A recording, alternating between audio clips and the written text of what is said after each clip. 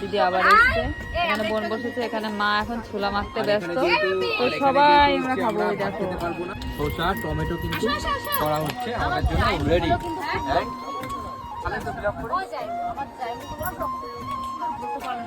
হ্যাঁ ছেলেপেলে হলে আগে ভাত খাই নিত না, আমি অত পারবো না, আমার পুজো করছে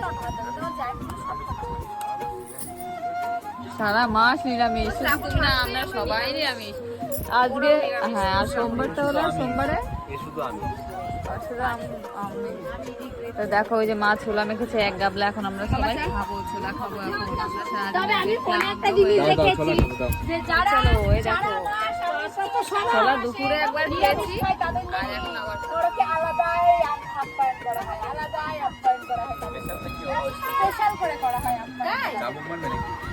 একটু হলো স্পেশাল কিছু করা হয়, তাই হালকা কম হলো মনে হচ্ছে। হ্যাঁ চলো আমরা এখন সবাই খাই। দেখো দিদি শুরু করে দিয়েছে, চলো। সারাদিন পরে এরকম টক টক ঝাল ঝাল ছোলা মাখা মা এক গামলা দিয়ে গেছে, এখানে এক বাটি দিতে দিতে শেষ। মানে সবাই দেখো সবাই কিন্তু খুব ভালো খাচ্ছে, তার সাথে যে আবার আম কেটে দিল। তো এখানে সবাই কিন্তু আমরা একসাথে খেয়ে নিয়েছি। তো দেখতে দেখতে কিন্তু শেষ হয়ে গেছে। এই যে দেখো পুরো পরিষ্কার ফিনিশ।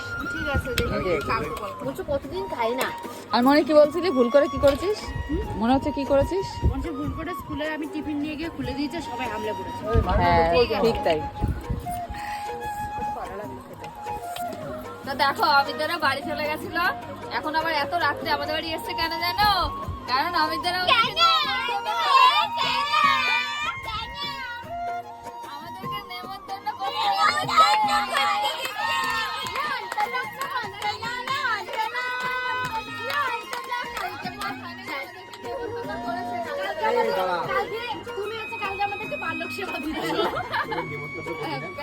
কি খাওয়া না না মানে কালচারটা কি হলো বলো তো, কিন্তু রেসিপি আমি বলে দিয়েছি।